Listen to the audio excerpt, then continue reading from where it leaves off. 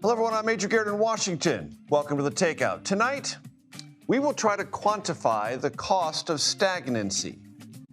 Shutdown talking points have long since grown stagnant, but the costs, the pain felt by Americans trying to travel, trying to eat, trying to make ends meet, have become ever more visible. At this hour, and this number I'm about to give you will only increase, 1,400 commercial flights have been canceled.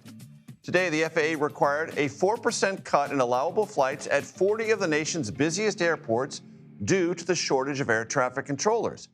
These mandatory reductions in flight capacity are spreading across the country.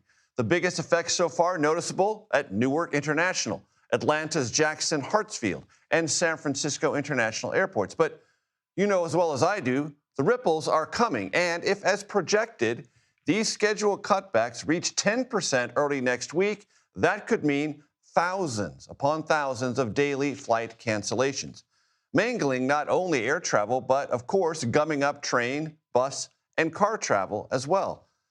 And what about federal food aid known as Supplemental Nutrition Assistance, or SNAP? There has been a ton of legal wrangling with this, and the administration saying it couldn't use backup funds to provide it, even though it has used backup funds to pay troops and federal law enforcement during this shutdown. Late today, responding to a federal court order, the Agriculture Department said it will release full SNAP funding. Last year, 42 million Americans, roughly 12% of our population, received SNAP benefits at a cost of about $100 billion. The average benefit, $187 per person, $332 per household, or put another way, $6 per day. 60% of recipients are either under the age of 18 or over the age of 60. 19% of all households with children receive SNAP benefits.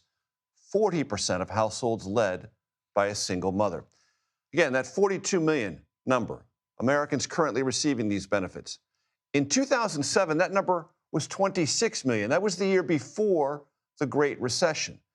SNAP participation exploded after the Great Recession, rising to 33 million in 2009, 40 million in 2010. And it's around that 40 million number participation has hovered around ever since.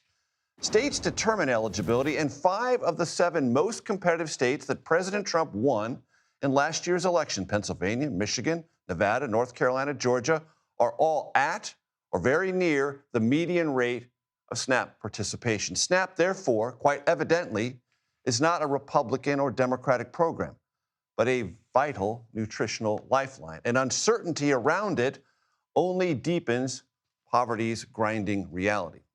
All these costs, tabulated in travel and dinner table pain, shutdown induced. There were efforts at the margins to end the shutdown today, but they appeared as fruitless as those that came before. And tempers are flaring.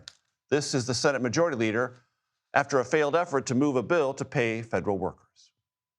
So in other words, we're going to keep federal employees hostage. So they might get paid for back pay, but starting tomorrow, they're not going to get paid again. And that means that in the future, they continue to be pawns. They continue to get held hostage. And this is Pennsylvania Democratic Governor Josh Shapiro on SNAP benefits, the Trump administration, and Vice President J.D. Vance. And folks got to wake up and realize the people who are leading in America quite literally want to keep people hungry. And you'll excuse me for getting emotional about it, but when I see hungry people in my state who are hungry because of J.D. Vance's politics, that makes me angry. With those anger management issues duly noted, we start tonight with canceled flights and a chaotic weekend ahead. Karen Wise at Bush Intercontinental Airport in Houston. Karen, thanks for joining us. Hey, Major, good to be with you. As you can tell, it's pretty calm on the outside right now, but unfortunately, the FAA says Houston Bush, along with several major Texas airports, Chicago, San Francisco, D.C., that whole domino effect, they're starting to see ground delays now due to understaffing. I want to play for you and our audience, Karen, sound from CBS Mornings with the Transportation Secretary, Sean Duffy. Let's please play that. You say it was based on the data. People are real curious about that data. Can you share the numbers? What set off the alarm bells? Yeah, so first, I have a lot of jobs at DOT.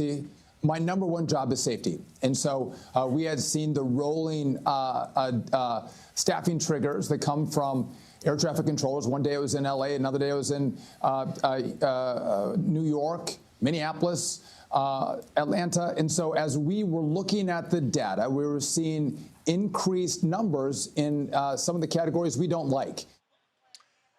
So, Karen, this is going to continue through the weekend. The Transportation Secretary said these mandatory requirements to reduce capacity will begin and continue to flow through the system throughout the weekend. What does that look like and feel like there? Yeah, Major. So basically, right now, airlines have canceled less than 4% of flights. They're trying to ease into these cuts. But as we go into next week, about 10% of flights are going to be canceled. We don't know how long this is going to last for. Airlines say they're trying their best to mitigate the impact to as many passengers as possible. They're starting by cutting these smaller regional flights with fewer passengers. They're trying not to touch these long-haul international flights. For now, they are refunding everyone for cancellations, and they're also offering these waivers for people who voluntarily decide they don't want to travel during this hectic, chaotic time. So airlines are trying to stay on board, but there is this balance between what exactly the FAA wants and those numbers Secretary Duffy mentioned. He didn't really give specifics. Karen Waugh, thank you so very much. I appreciate it. We turn now to Caitlin Huey-Burns on Capitol Hill. Caitlin, catch us up. Where do things stand? Well, Major, today this has all felt like running on a treadmill, having some movement, but really going nowhere at this point. Earlier today, we saw Chuck Schumer take to the Senate floor and say, look, we're willing to open up the government in exchange for a one-year extension on those Obamacare subsidies that have been at the heart of the Democrats' opposition to this government funding bill in the first place. He had all of his caucus behind him, physically present in the Senate to unveil this proposal.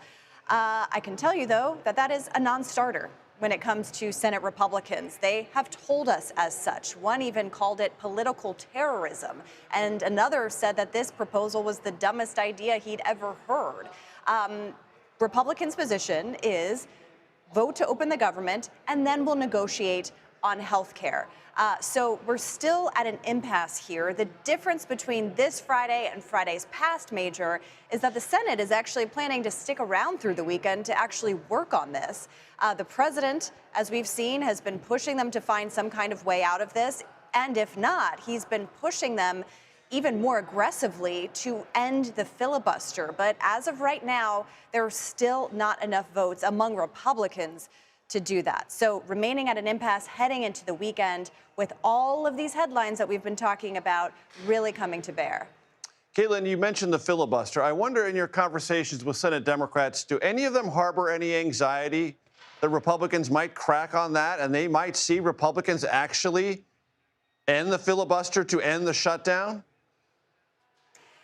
Not at this point, Major, but that is always kind of in the background of concern for both parties, because whenever this has been brought up, and it's been brought up in previous years as well, previous Congresses as well, both institutionalists say that, from both sides, say that, it's about preserving the Senate. And if another party takes control, that will be detrimental for us. But the difference here is, Major, that you do have the president starting to become more aggressive in lobbying lawmakers. And we've started to hear from some institutionalist senators like John Cornyn and others say, well, maybe we can start talking about the idea of certain carve-outs for certain legislation. So we're still far off from that.